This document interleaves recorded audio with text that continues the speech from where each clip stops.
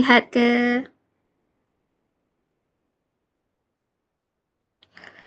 Alhamdulillah. Terima Alhamdulillah. kasih untuk emojinya. Okey, pada memberkati sesi kita pada pagi ini, kita buka dulu dengan Kitab Al-Fatihah. Auzubillahi minasyaitonirrajim. Bismillahirrahmanirrahim. Alhamdulillahi rabbil alamin. Arrahmanirrahim. Maliki yaumiddin. Iyyaka na'budu wa iyyaka nasta'in. اهدنا الصراط المستقيم صراط الذين أنعمت عليهم غير المغضوب عليهم ولا الضالين. Amin amin ya rabbal alamin. Alhamdulillah, ahlan wa sahlan diucapkan kepada sahabat-sahabat Sister Circle Mujahadah Cinta kita. Saya Mas akan bersama-sama Kak Nani, menemani Kak Nani untuk sesi pada pagi ini. Kita akan sambung Tadabbur Surah Al-Mulk bahagian yang ke-8 insya-Allah. Okey, tanpa membuang masa saya serahkan. Sebelum tu kita ada sesi live juga ya admin di FB page dan di YouTube. Nanti admin akan share di ruangan chat untuk linknya dan sahabat boleh kongsilah dengan sahabat-sahabat dan ahli keluarga yang lain insya-Allah. Okey, seterusnya saya serahkan sesi kepada Kak Nani. Tafadhal masykurah Kak Nani. Alhamdulillah. Jazakillah khair Ustazah Mas. Assalamualaikum warahmatullahi wabarakatuh. A'udzu billahi minasyaitonir rajim. Bismillahirrahmanirrahim. Innal hamdalillahi alladzi nahmaduhu wa nasta'inuhu wa nastaghfiruh wa na'udzu billahi min shururi anfusina wa min sayyiati a'malina. Man yahdihillahu fala mudilla lah wa man yudlil fala hadiya lah. Ashhadu an la ilaha illallah wa ashhadu anna Muhammadan abduhu wa rasuluh. Subhanaka la ilma lana illa ma 'allamtana innaka antal alimul hakim. Rabbi shrah li sadri wa yassir li amri wahlul 'uqdatam min lisani yafqahu qawli.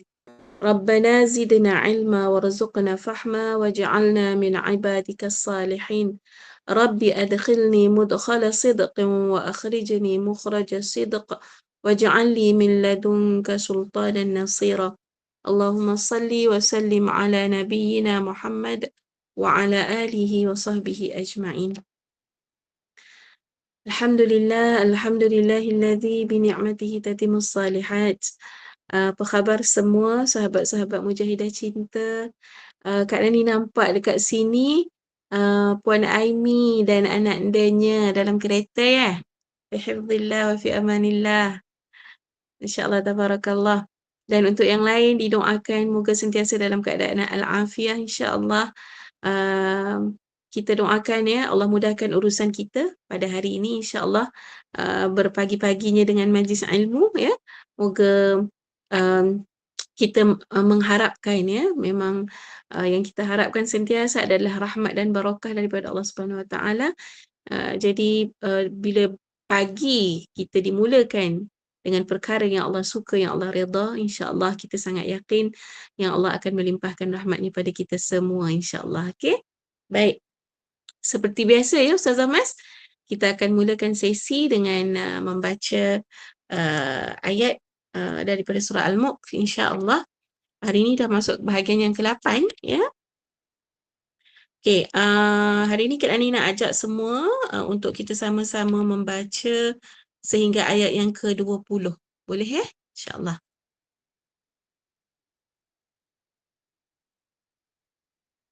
Okay, siapa yang ada mushaf di tangannya boleh buka mushaf ataupun apps yang ada di phone masing-masing ya insyaAllah, dan juga mungkin ada yang dah menghafaz boleh membaca melalui hafazan masing-masing insyaAllah.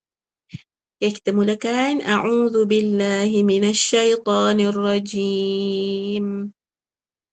Bismillahirrahmanirrahim. تبارك الذي بيده الملك وهو على كل شيء قدير الذي خلق الموت والحياة ليبلوكم أيكم أحسن عملا وهو العزيز الغفور الذي خلق 7 سماوات طباقا ما ترى في خلق الرحمن من تفاوت فارجع البصر هل ترى من فطور ثم ارجع البصر كرتين ينقلب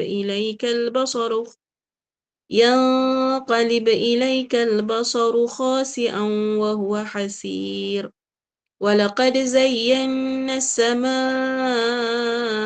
الدنيا بمصابيح وجعلناها رجوما للشياطين وأعتدنا لهم عذاب السعير وللذين كفروا بربهم عذاب جهنم وبئس المصير إذا ألقوا فيها سمعوا لها شهيقا وهي تفور تكاد تميز من الغيظ كلما ألقي فيها فوج سألهم خزنتها ألم يأتكم نذير قالوا بلى قد جاءنا نذير فكذبنا وقلنا ما نزل الله من شيء إن أنتم إلا في ضلال كبير وقالوا لو كنا نسمع أو نعقل ما كنا في أصحاب السعير فاعترفوا بذنبهم فسحقا لأصحاب السعير إن الذين يخشون ربهم بالغيب لهم مغفرة وأجر كبير وأسروا قولكم أو اجهروا به إنه عليم بذات الصدور ألا يعلم من خلق وهو اللطيف الخبير هو الذي جعل لكم الأرض ذلولا فامشوا في مناكبها وكلوا من رزقه وإليه النشور أأمنتم من في السماء أن يخسف بكم الأرض فإذا هي تمور أم أمنتم من في السماء أن يرسل عليكم حاصبا فستعلمون كيف نذير ولقد كذب الذين من قبلهم فكيف كان نكير أولم يروا إلى الطير فوقهم صافات ويقبضن ما يمسكهن إلا الرحمن إنه بكل شيء بصير أمن هذا الذي هو جند لكم ينصركم من دون الرحمن إن الكافرون إلا في غرور الحمد لله سبحانك اللهم ربنا وبحمدك أشهد أن لا إله إلا أنت أستغفرك وأتوب إليك. Alhamdulillah, kita selesai dah dengan bacaan daripada ayat 1 hingga ayat 20. Ya. Setakat ni suara Kak Nani dan video Kak Nani jelas ke, Mas? Alhamdulillah jelas. Ya, takut ada goyang-goyang ke? Kalau tak jelas maklumkan ni. InsyaAllah. Okay, baik. Alhamdulillah, masih ingat minggu lepas kita berhenti pada ayat yang kita berhenti pada ayat yang ke-18. Betul? Ya? Kita dah bincang sampai ayat yang ke-18.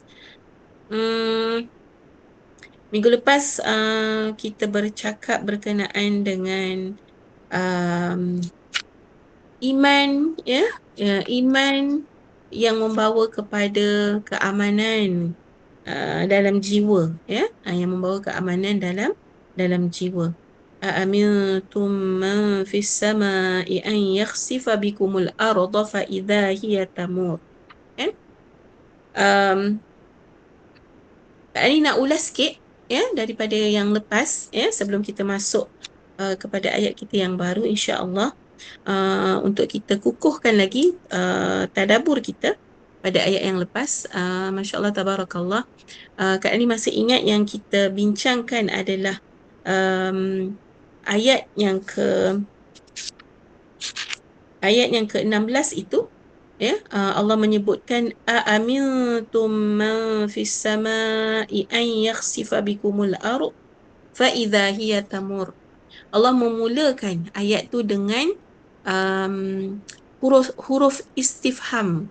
Allah mulakan ayat itu dengan bentuk pertanyaan, ya, bentuk pertanyaan. Tetapi seperti yang kita dah belajar dalam Al-Quran, jika ada datang pertanyaan, ayat dalam bentuk pertanyaan, dia akan membawa beberapa makna.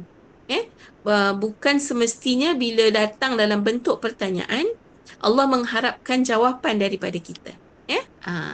Ada yang Allah datangkan dalam bentuk Allah nak mencela, taubih kita panggil, untuk ada pertanyaan yang Allah nak datangkan dalam bentuk untuk kita berfikir, ya. Dan dalam konteks ayat ni, ayat yang ke 16 ini, pertanyaan itu datang dalam bentuk at-taubih, ya, Allah nak mencela, ya, Allah nak mencela. Dan Allah mulakan dengan adakah kamu merasa aman? Ya, adakah kamu merasa aman? Aamintum. Ya, aamintum. Perkataan amintum dia sama, dia punya kata dasar dia dengan perkataan aminu. Ya, perkataan beriman. Perkataan beriman. Jadi yang Kak Dani kupas minggu lepas, ya, bagaimana, apakah yang akan menyebabkan kita akan rasa aman, rasa selamat, rasa tenang dalam hidup ni. Kan ada dua unsur yang akan menyebabkan kita rasa aman dan tenang, ya, yang Allah sebutkan dalam surah apa? Dalam surah Al-An'am ayat yang ke-82. Kak Ni nak bacakan ayat tu hari ni insya-Allah sama-sama untuk kita revise sikitlah, ya. Apa yang kita bincangkan minggu lepas, ya. Okay, Allah sebut apa dalam ayat Surah Al-An'am. Berbelit-belit lidah nak sebut pagi ni, ya. Masya Allah, tabarakallah. Rabbi syrah li sadri wa yassir li amri wahlul 'uqdatam min lisani yafqahu qawli. Kak Nani bacakan ayat dia, ayat 82, ya, insya-Allah. Siapa yang ada mushaf boleh buka sama. Allah sebut, a'udzubillahi minasyaitonir rajim. Alladzina amanu wa lam yalbisu imanahum bidzulmin ulaika lahumul amnu wa hum muhtadun. Allah sebut, dia kata orang-orang yang beriman.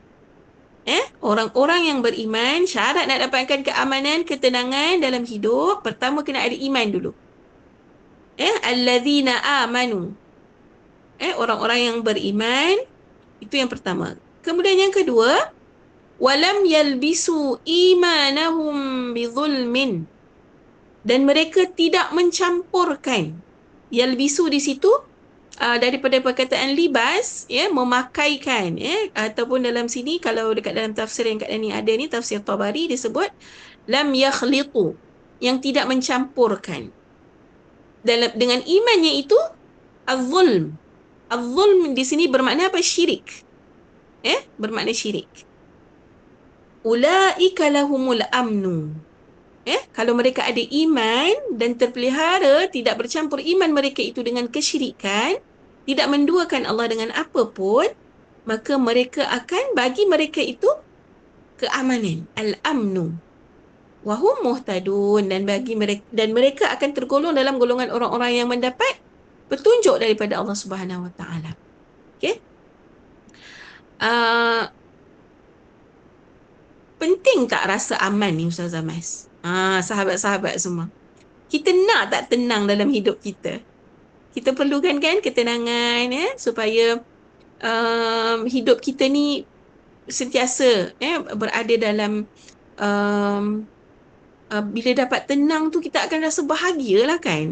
Tenang. Walaupun kadang-kadang ketenangan itu dia bukanlah, bila kita kata tenang, hidup kita ni tidaklah tak havoc, kan? Contohlah, kata kita ada anak-anak, kan? Kita ada anak-anak, anak 5 orang, Allah bagi amanah anak 5 orang. Dalam keriuhan kita mengurus anak-anak tu, riuh anak-anak ni, kan? Maknanya 5 orang tu kadang-kadang macam 20 orang, ya? Cuba kita tengok, kita bahagia tak bila bila anak-anak kita tengok keriuhan anak-anak kita, keceriaan anak-anak kita, kan? Riuh, kan? Riuh ni maknanya tak diam lah, kan? Mungkin panjat sana, panjat sini, tapi kita ada rasa tenang dalam hati kita. Kenapa kita tenang? Kita tenang kerana keriuhan anak-anak kita tu adalah satu nikmat yang menunjukkan mereka sihat, ya, yang menunjukkan mereka itu tidak sakit, ya, yang menunjukkan mereka itu normal lah, kan? Kalau anak kita senyap je tu, kita patut risau, kita patut risau. Tak boleh melompat, tak boleh nak berjalan dengan elok, contoh kata. Jadi tenang itu tidak semestinya senyap, tenang bukan bererti senyap. Tenang bukan bererti kita tak ada cabaran dalam hidup. Tenang bukan bererti kita tidak diuji. Dalam keadaan kita diuji mungkin dengan kesempitan duit, contoh kata, kita hidup biasa-biasa je, kan? Tapi kita ada tenang kerana kita ada iman dan kita yakin Allah sentiasa ada bersama kita, membantu kita untuk menghadapi apa juga cabaran yang kita perlu tempuh dalam hidup ni. Apa juga ujian yang kita perlu tempuh. Kita tenang kerana kita ada yakin pada Allah, kita tidak bergantung kepada makhluknya. Nak test kita tenang tak tenang tu mudah aja. Ustazah Mas, kita ada phone, kan? Kita ada phone kita tu tak hilang pun. Phone kita ada dekat depan kita. Tapi bila kita pergi satu tempat, kadang-kadang line tak ada. Kan? Line phone tak ada. Waktu tak ada line phone, kan, selalunya kalau kita pergi masuk dalam kita pergi vacation dekat tempat yang line dia memang mungkin terputus, kan, tak ada line. Apa perasaan kita waktu tu? Kalau kita orang yang tenang, kita akan tenang-tenang je lah, kan? Sebab this is Allah, Allah takdirkan hari ni untuk me time. Tak ada orang akan kacau kita, WhatsApp kita ke, call kita ke, kan? Kita akan ada rasa tenang tu sebab kita bergantung kepada Allah. Tapi kalau kita resah, gelisah sebab tak ada line, itu nak menunjukkan apa? Kita masih ada kebergantungan kepada makhluk. Macam tu. Itu Kak Naya bagi contoh mudah lah. Contoh mudah. Maknanya kita kena check balik. Kalau kita mungkin ada iman, tetapi adakah yang menyebabkan kita tak tenang itu mungkin kesyirikan yang berlaku dalam keadaan kita tak perasan. Suami kita balik lambat pun cukup lah. Suami kita balik lambat, kita dah macam, kenapa hari ni lambat? Lepas tu dia tak call pula, dia tak maklumkan pula, kan? Kita dah ada rasa tak aman dari dekat situ, kan? Kita dah ada sangka-sangka yang macam-macam. Itu contoh-contoh lah. Jadi penting untuk kita ada self-recheck, tahap keamanan yang ada dalam diri kita tu. Kalau kita tak jumpa dia lagi, maknanya kita kena check dua benda ni. Adakah iman kita yang bermasalah? Dan kalau iman kita rasa dah okey, tapi mungkinkah ada masalah dari sudut kebergantungan kita kepada Allah? Mungkin kita punya tahap kepercayaan dan yakin tu belum cukup kuat dan mantap. Ataupun kita tak perasan kita sedang mensyirikkan Allah, menduakan Allah dengan makhluknya. Makhluk tu boleh jadi suami kita, makhluk tu boleh jadi line telefon kita, kan? Maksud dia macam tu lah. Kita kena ada self-check.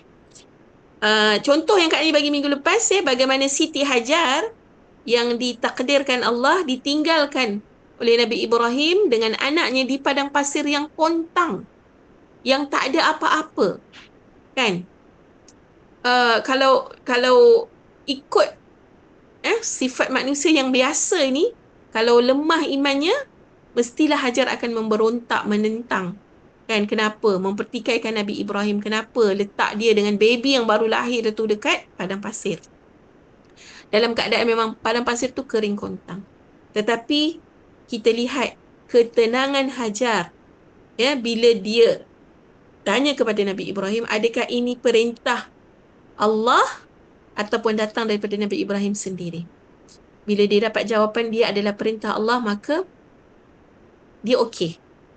Kerana keyakinan dia keimanan dia kepada Allah sangat kuat. Dia yakin kalau ini perintah Allah, Allah tidak akan membiarkan dia dan Ismail tanpa pertolongan. Waktu tu di padang pasir. Ini contoh-contoh ketenangan, keimanan yang tulus, yang solid.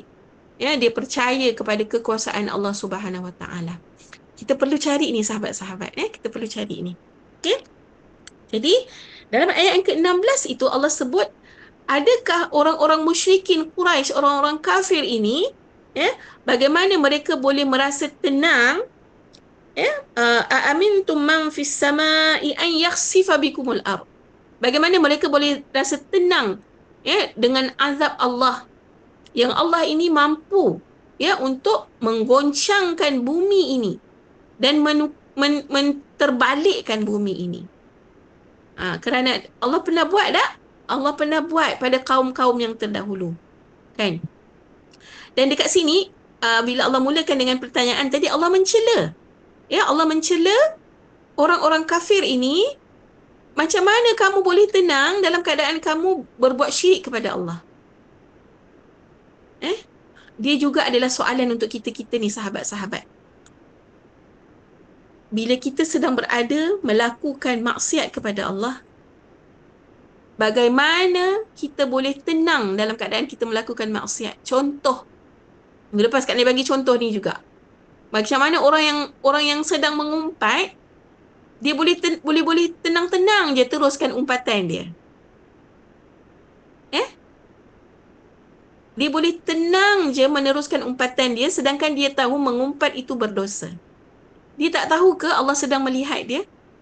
Dia tak tahu ke Allah mampu menurunkan azab ke atasnya? Masya Allah, nanti kita jawab soalan Puan Raihan tadi. Okay, bagaimana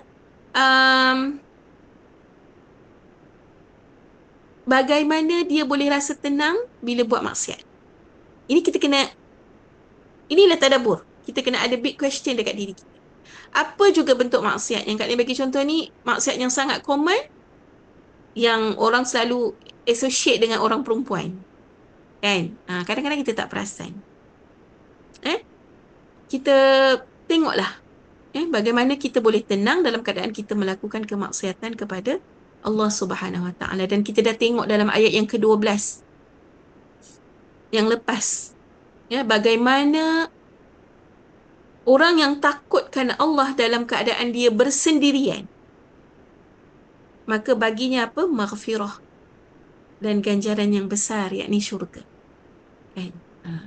Jadi bila kita ada lakukan benda yang Allah tak suka, sahabat-sahabat, kita kena ada rasa takut.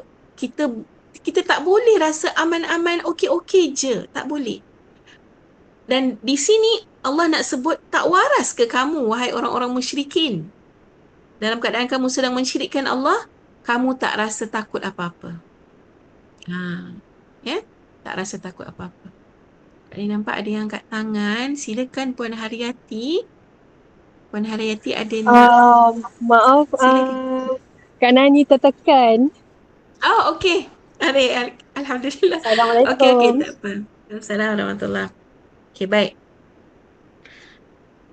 Okey, itu ayat yang ke-16. Kemudian ayat yang ke-17, Allah gunakan sirah yang sama juga. Am amintum man fis samai an yursila alaikum hasibah. Atau apakah kamu merasa aman terhadap Allah yang di langit, bahawa dia akan mengirimkan badai yang berbatu. Ada tak kaum yang lepas yang Allah turunkan hujan batu kepada mereka? Ada, kan? Kaum apa? Kaum Nabi Hud, kaum Ad, kaum Lut juga disebutkan Allah timpakan dulu batu ke atas mereka sebagai azab kerana mereka melakukan homoseksual tu, kan? Kaum Lut. Sebelum Allah terbalikkan bumi tu, ya, yang sekarang jadi laut mati. Ya, yang dikenali dengan laut mati itu adalah siksaan kepada kaum Lut. Jadi azab Allah ni dah pernah dah. Allah turunkan pada kaum-kaum yang terdahulu. Allah sebut fasata'lamuna kaifa nadhir, maka kelak kamu akan mengetahui bagaimana akibat pendustaan yang mendustakan peringatanku. Ya, nazir dekat situ, kalau sahabat-sahabat tengok, hujung di situ diberi baris bawah. Nadhiri. Dekat situ nak menunjukkan ada huruf yang dihazaf, huruf ya. Patutnya nadhiri, ada ya dekat selepas surah itu. Tetapi Allah gantikan dengan baris bawah, ya, dekat situ, sebab Allah nak memberi rhythm yang sama kepada surah ini, ya, yang kalau kita tengok senang je nak hafal surah Al-Mulk ini tanpa bercampur-campur. Ujungnya kebanyakannya ada huruf ra. Kabir, nadhir, kan, sa'ir, macam tu, ya. Okey. Dan Allah kata walaqad kadzdzaba alladzina min qablihim, dan sesungguhnya orang-orang yang sebelum mereka telah mendustakan rasul-rasulnya. Fakaifa kana nakir, maka alangkah hebatnya kemurkaanku. Ini Allah warning kita, sahabat-sahabat. Allah warning kita untuk kita jangan rasa aman. Kita kena berhati-hati dalam amal perbuatan kita sepanjang hidup kita dekat dunia ni. Terutama dengan perkara-perkara yang Allah larang. Perkara-perkara yang Allah larang. Kalau Allah kata tutup aurat sempurna, orang perempuan kena tutup aurat, labuhkan sampai ke dada, pakaiannya kena longgar, kan? Pakaiannya tak boleh tasyabuh dengan lelaki. Kalau kita nak pakai pants pun kena cari pants yang longgar. Pants yang longgar, yang paling selamat palazzo. Ni kalau nak bercakap tentang pakaian perempuan lah. Dan baju pula, kalau boleh, melebihi paras lutut. Jangan di atas paras lutut dan kita pakai pants, sahabat-sahabat. Itu aurat kita masih belum sempurna. Kita masih berada dalam kemaksiatan kepada Allah bila aurat kita belum sempurna ditutup.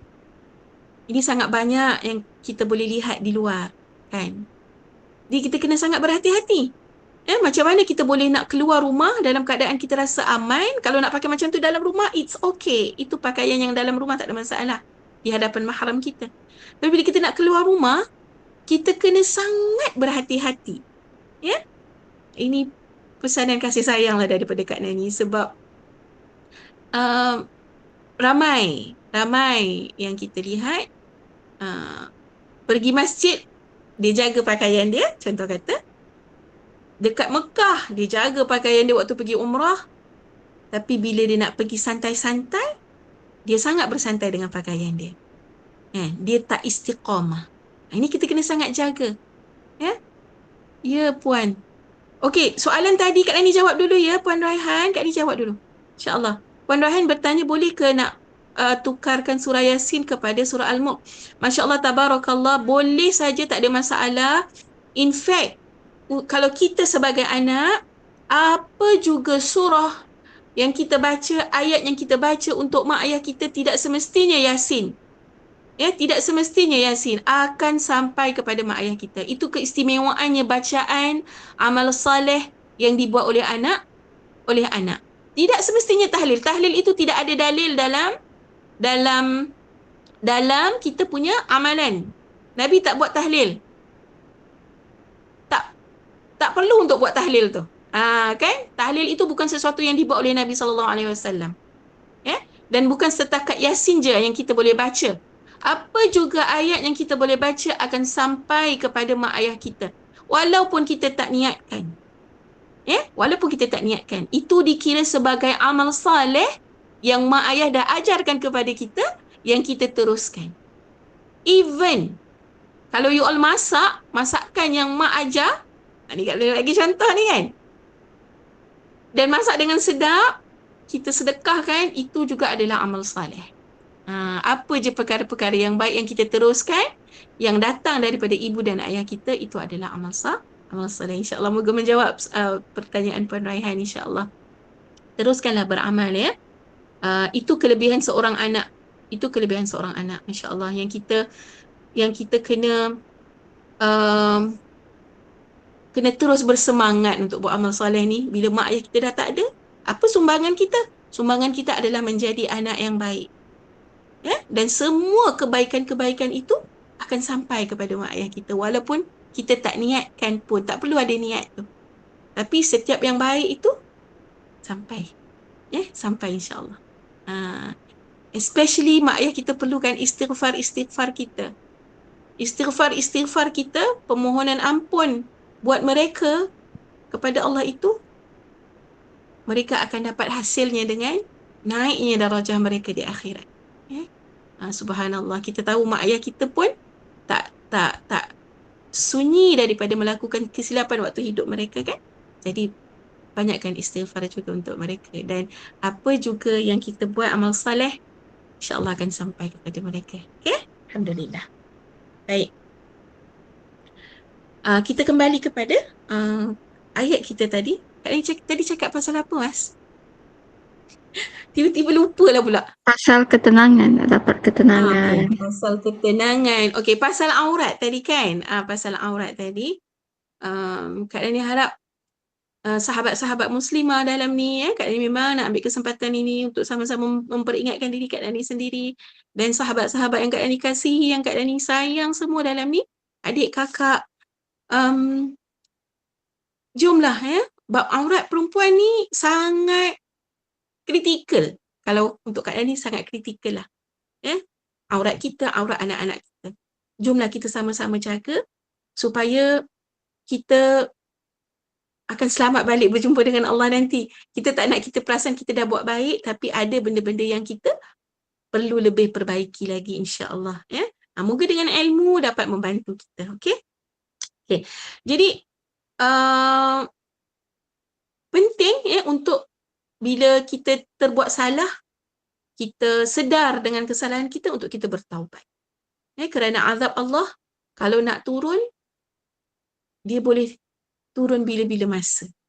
Dia boleh turun bila-bila masa. Cuma untuk umat Muhammad ni, Nabi simpan satu doa yang memang Allah bagi kepada semua Nabi. Nabi simpan doa dia ni untuk siapa? Nabi simpan doa dia ni untuk umat dia. Nabi simpan doa ni untuk doa ini menjadi syafaat untuk umat dia dekat Yaumul Mahsyar nanti. Yaumul Mahsyar. Jadi istimewalah umat Muhammad ni. Istimewalah umat Muhammad ni. Yang mana kita kena banyakkan salawat kita kepada Nabi SAW. Jika kita mengharapkan syafaat Nabi di akhirat nanti, salawatlah sebanyak mungkin. Salawatlah sebanyak mungkin, at least sehari 100 kali. At least sehari 100 kali. Sebanyak mungkin, kerana salawat kita ni sampai kepada Nabi SAW. Allah menyediakan malaikat yang khusus untuk menyampaikan salawat kita ni kepada Nabi setiap kali kita bersalawat. Masya Allah, tabarakallah. Okay? Salawat-salawat kita ni sampai. Dekat mana pun kita bersalawat, tidak semestinya di bumi Madinah atau di bumi Mekah. Walaupun sejauh kita berada dekat Malaysia ni, kan, kita salawat itu sampai kepada Nabi SAW. Dan satu salawat Allah akan digandakan dengan 10. Nabi balas dengan 10 salawatnya. Salawat itu bermaksud apa? Doa Nabi SAW untuk kita. Okay? Jadi banyakkan bersalawat kepada Nabi SAW jika kita nak jumpa Nabi di Yaumul Mahsyar nanti, insya-Allah. Okay. Okay, itu ayat yang sebelum ni. Hari ni Kak Dani nak masuk satu lagi ayat yang baru, ya. Allah sebut dekat dalam ayat ni, A'udzubillahi minasyaitonirrajim. Awalam yarau ila at-tayri fawqahum saffatin wa yaqbin ma yumsikuhunna illa ar-rahman innahu bikulli syai'in basir. Ini ayat yang ayat yang ke-19. Ya, ayat yang ke-19. Allah sebut apa kat sini? Ini satu lagi. Ada istifham. Ya. Awalam yarau. Dan apakah mereka tidak memperhatikan perkataan yarau di situ? Kalau kita jumpa perkataan yarau, dia bukan setakat melihat dengan mata kasar sahaja. Tetapi bila kita jumpa perkataan yarau, di situ ada perintah untuk kita berfikir. Ya, berfikir. Jadi kalau diterjemahkan lebih tepat, apakah mereka tidak memperhatikan at-tayr, burung-burung, dan berfikir. Allah suruh kita berfikir dekat situ. Melihat dengan akal dan berfikir. Awalam yarau. Allah suruh kita tengok apa? Allah suruh kita tengok burung. Awalam yarau ila at-tayr fawqahum, yang ada di atas mereka. Okey, Kak Dani nak tanya soalan dia dekat sini. Burung, sifat burung tu apa, Mas? Sifat burung tu berjalan ke dia terbang? Terbang bebas. Burung terbang kan? Okay, selalunya kalau terbang kat mana? Bawah ke kat atas? Atas langit. Terbang dekat atas langit kan, dekat atas. Atas kita lah. Kan selalunya burung tu above kita kan. Tapi cuba tengok ayat tu. Kenapa Allah masih sebut dekat situ? Kita dah tahu dah. Kita semua dah tahu dah. Commonly burung terbang ke atas. Tetapi kenapa Allah masih sebut perkataan fawqahum? Fawqahum. Ni tadabbur ni. Ada siapa nak bagi jawapan? Kak Dani buka ni kepada sahabat-sahabat. Kenapa Allah gunakan perkataan fawqahum? Kenapa kena ada perkataan fawqahum tu? Sedangkan kita dah tahu burung memang kat atas kita. Ada yang nak cuba jawab? Silakan. Tak ada yang betul atau salah. Jangan takut. Ada yang nak cuba jawab? Silakan. Tadabbur. Masya Allah. Ni nak cuba jawab lah. Sila Ji. Sila sayang. Tak tahulah kalau awalam yarau, kamu tak tengok ke burung fawqahum tu, atas lagi burung tu agaknya ada langit kot kan. Jadi kena merenung lah kan. Saya tak tahulah, saya terfikir je merenung. Okey. Alhamdulillah kena merenung. Betul, di situ memang Allah menyebutkan awalam yarau tu memang Allah suruh berfikir. Berfikir kenapa burung ada di atas kita. A very good try, Ji. Masya-Allah, tabarakallah. Memang Allah suruh merenung tu betul dah. Ya? Ada lagi sesiapa nak cuba? Kenapa Allah? Mungkin Allah suruh merenung pula pencipta burung tu. Di atas burung tu kan mesti ada penciptanya. Dia penciptanya ialah Allah. Jadi kena tengok juga siapakah pencipta burung tu sebenarnya. Masya Allah, tabarakallah. Masya Allah. Kan? Betul, Allah suruh melihat siapakah penciptanya. Dekat sini Allah nak, kenapa Allah sebut perkataan fawqahum tu, sahabat-sahabat? Allah nak suruh kita memang melihat, merenung kebesaran Allah. Itu yang pertama memang sangat benar. Ia menggambarkan kehebatan Allah yang kalau kita bagi comparison, kalau dia sebenarnya kalau kita bercakap pasal kambing yang berjalan di atas bumi dengan burung yang terbang, okay. Bila Kak Dani cakap kambing berjalan di atas bumi dengan burung yang terbang, mana yang you all lebih impress? Mana yang you all akan lebih kagum? Kambing yang berjalan ataupun burung yang terbang? Burung yang terbang. Burung yang terbang. Burung yang terbang. Bukan kambing yang terbang. Kambing yang terbang. Kan? Kambing yang berjalan itu common dah. Kan? Lepas tu dia jalan dekat atas bumi. Untuk kita macam biasalah kambing berjalan. Tapi bila orang sebut tentang burung yang terbang, kita akan amazed. Kan? Hebatnya burung tu boleh terbang dan ada orang yang bercita-cita nak jadi seperti burung boleh terbang tinggi kan. Okay? Jadi kat situ Allah nak menggambarkan hebatnya Allah jadikan burung yang boleh terbang bebas, yang kita kata bebas di langit itu, yang sifat burung itu dia mengembangkan sayapnya dan ada masa dia tutup sayap dia. Ya? Dan kalau kita compare burung dengan kapal terbang, sama tak burung dengan kapal terbang ni? Burung dengan kapal terbang mana lebih hebat? Kapal terbang ke burung? Banyak soalan kita bagi ni kan? Burung. Burung kan Mas? Okey, kalau kapal terbang kita tengok, kapal terbang ni sangat limited untuk dia beroperasi. Dia kena ada minyak. Dia kena ada landasan.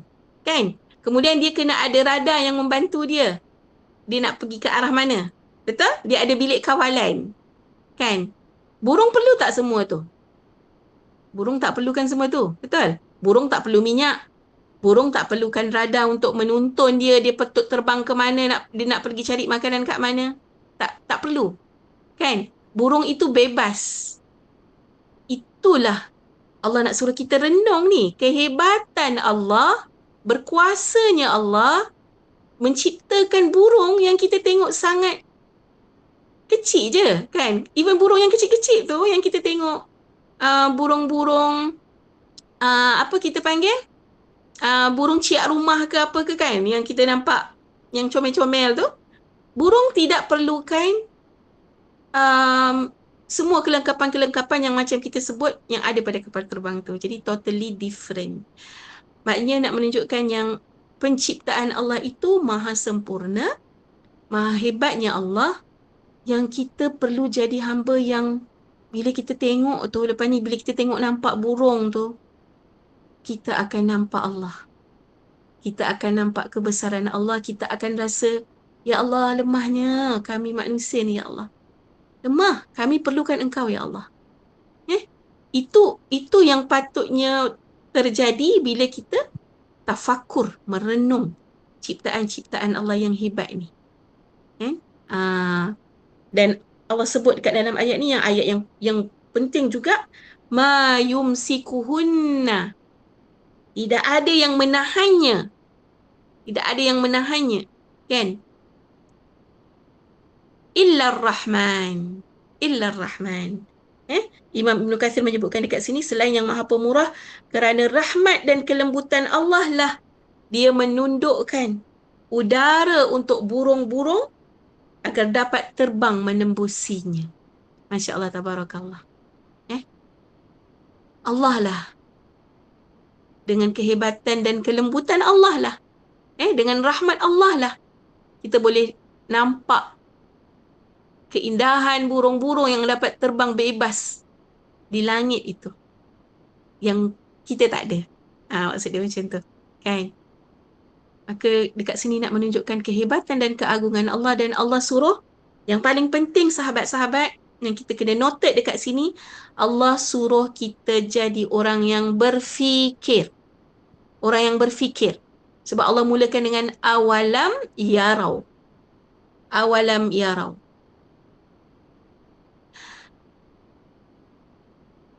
Pengetahuan tentang ma'rifatullah, dia dah ada dah dalam diri setiap kita. Dalam anak-anak kita, sama ada orang kafir ke, orang yang kita Muslim ke, kita kena trigger je untuk kita dapatkan ilmu tu. Secara fitrahnya dah ada pada kita. Dia duduk dekat mana? Kita kena trigger dekat bahagian mana hati kita? Kita kena trigger dekat bahagian fuad. Dalam fuad kita, dah ada fitrah yang Allah campakkan untuk mengenali Allah. Tetapi ada cara untuk kita kita panggil apa? Untuk kita trigger tadi itulah, untuk kita activate kan. Untuk kita activate dia supaya ianya aktif. Dengan cara apa? Dengan cara kita tafakur alam. Tafakur alam. Dan ayat ini adalah salah satu cara untuk unlock. Unlock ayat Kak Wadam. Okay, jazakillah khair Kak Wadam. Dengan cara kita tafakur alam. Jadi kalau kita nak ajar anak-anak kita ma'rifatullah, mengembalikan mereka kepada fitrah yang mereka dah kenal dah Tuhan mereka, yang mereka dah janji. Alastu bi rabbikum bala syahidina. Ya? Wa ila liqa. Moga dimudahkan urusan-urusan. Maka banyakkanlah tafakur. Kita kena merenung alam. Kalau sesiapa yang rajin ikut kelas Ustazah Salihah, Ustazah Dr. Salihah ni, Masya Allah, tabarakallah, dia banyak buat slot tafakur ni. Tafakur dengan ayat-ayat Allah dan relate-nya dengan alam.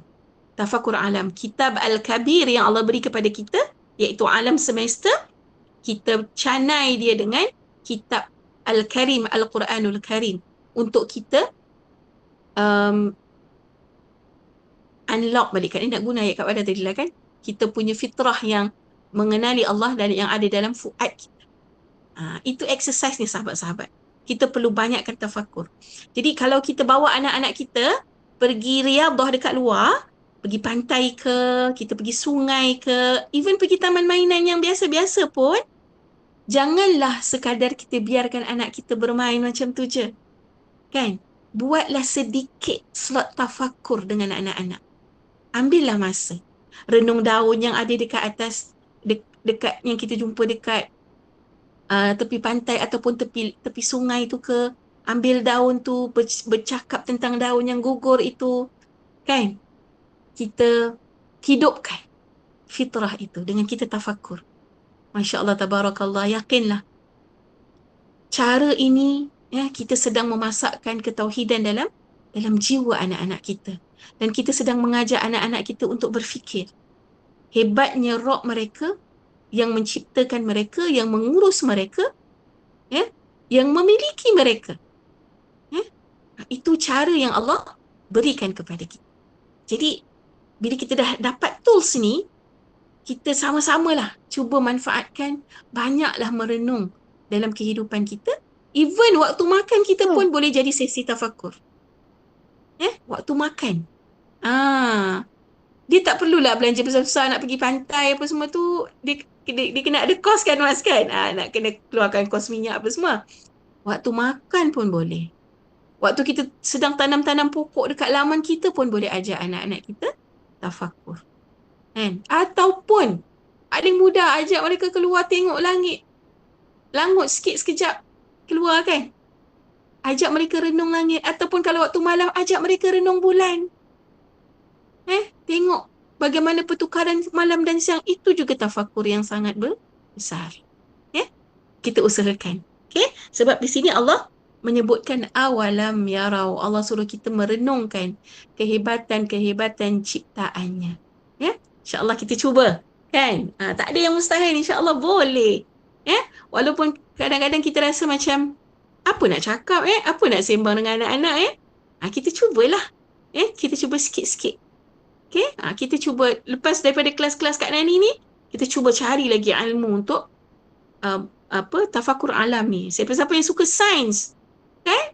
Dia akan ada banyak point untuk bersembang dengan anak-anak, insya-Allah. Kita cuba cari. Okey Mas, kita dah 8.20. Kak Nani nak tengok soalan dulu tadi. Kak Nani nampak ada soalan. Bolehkah kita entertain dulu soalan tu? Kak Nani ni takut nak tekan ni, Kak Nani punya ni, sebab daripada Puan Azila. Boleh je kan bermula setiap pagi dah niat dan sebut ke Allah jika ada pahala solat dan amal soleh ku sepanjang hari ini ku sampaikan pahala itu kepada kedua ibu bapaku sebagai pemberat timbangan amal kebaikan untuk mereka. Masya Allah. Boleh je Puan Azila, tak ada masalah. In fact, macam yang Kak Nani sebut, apa je amal-amal soleh yang kita buat, kalau kita tak niat pun, tapi benda tu benda yang baik, ini cuma untuk anak ya. Yang Kak ni sebut ni anak. Ini istimewanya amal soleh yang anak-anak buat. Dia akan sampai pada mak ayah kita. Walaupun kita tak niatkan. Walaupun kita tak niatkan. Kerana kita sedang buat perkara yang baik. Sampai pada mak ayah kita. Sampai insyaAllah. Sampai. Jadi itulah dia akan menjadi sumber kekuatan untuk kita terus buat baik. Dan kalau kita buat salah, kan tak sampailah pada mak ayah kita. Amal-amal salih insya-Allah akan sampai. Sama ada niat ataupun tak niat, dia akan sampai. Ini untuk anak, istimewa untuk anak, untuk anak-anak. Itu yang Nabi sebut dalam hadis. 3 amal yang akan kekal untuk seseorang yang dah mati. Yang pertama apa? Amal soleh dia sendiri. Amal soleh, amal jariah. Jariah yang dia buat akan berterusan. Lepas dia mati pun akan berterusan. Termasuk jariah dia kepada anak dia sebenarnya. Bila mak ayah kita mendidik kita, itu adalah amal jariah yang mereka akan tuai selepas mereka mati, kerana hanya anak yang saleh, salehah akan buat baik. Kalau anak tu tak saleh, dia tak ingat pun nak istighfar untuk mak ayah dia. Dia tak akan ingat pun untuk doakan untuk mak ayah dia. Itu penting, waladun saleh. Jadi amal jariah mak ayah itu sendiri, doa anak yang saleh, kemudian ilmu yang bermanfaat yang dia ajarkan kepada orang. 3 ni je yang akan berterusan lepas orang tu mati. Dan sahabat-sahabat Kak ni nak bawa sikit kalau kita tengok doa yang bila doa untuk ibu ayah yang kita selalu bacakan, Rabbighfirli dzunubi wali walidayya warhamhuma kama rabbayani saghira. Perkataan warhamhuma kama rabbayani saghira. Dan rahmatilah mereka, sayangilah mereka, sayangilah keduanya sebagaimana keduanya menyayangi aku sewaktu kecil. Ini untuk kita sebagai ibu ayah, peringatan untuk Kak Nani juga sebagai ibu. Doa itu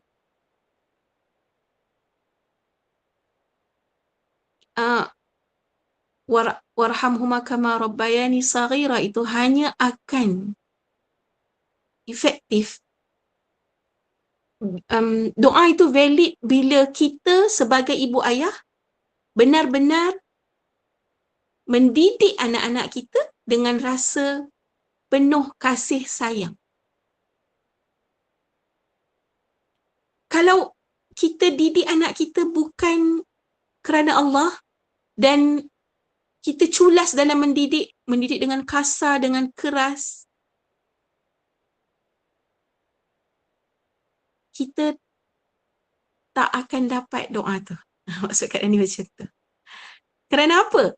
Kerana anak-anak yang dididik dengan kekerasan, dengan marah-marah, dia tidak akan menimbulkan rasa sayang dia pada mak ayah dia. Walaupun dia tahu,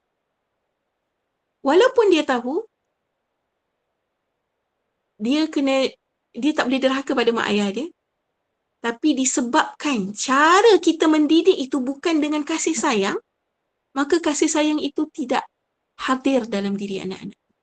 Kalau kasih sayang itu tak ada, macam mana mereka nak doakan kita? Itu dia punya connection dia. Pentingnya untuk kita mendidik anak-anak kita dengan penuh ikhlas, itu satu. Lillahi ta'ala. Mendidik anak-anak kita, membawa mereka untuk dekat kepada Allah Subhanahu wa ta'ala. Mendidik dengan penuh sayang.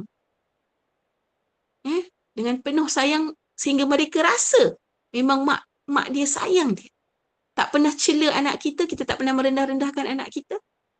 InsyaAllah kita akan mendapat imbalan dia lepas kita mati dengan hadirnya doa-doa daripada anak-anak yang kita sayang waktu kita hidup kat dunia dulu.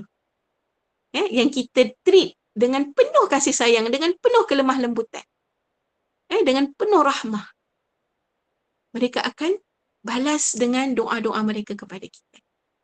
Jadi sangat pentinglah untuk kita perhatikan cara kita mendidik anak-anak, sebab memang dia in fact memberi kesan kepada diri anak kita tu sendiri, bagaimana untuk kita dapatkan doa waladun salih kalau kita tak mendidik mereka dengan cara yang betul. Ni untuk di hujung-hujung ni lah kan, untuk kita redung sama-sama, untuk Kak Nani pun ingatkan diri Kak Nani kena sentiasa peganglah, berlembutlah, jangan berkasar dengan anak-anak ni kan. Lagi-lagi anak-anak yang kalau yang masih kecil kan, memang kita kena berlembut sebab mereka banyak benda yang mereka tak tahu, mereka masih dalam proses belajar kan. Jadi apa hak kita untuk kita marah-marah kan, tenang-tenanglah dalam kita mendidik, insya-Allah. Okey.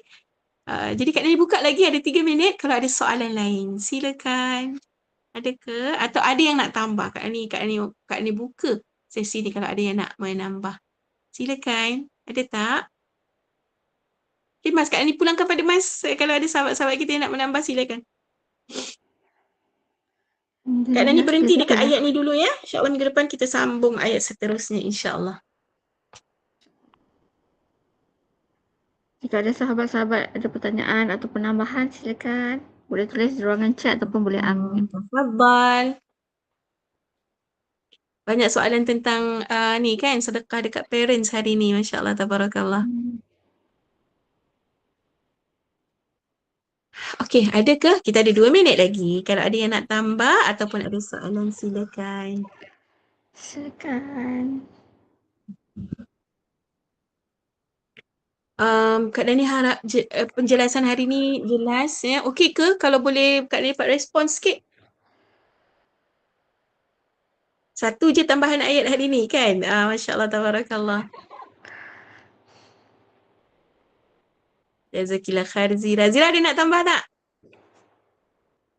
Tak ada. Silakan kalau ada. Puan Hafizah pun bagi emoji love.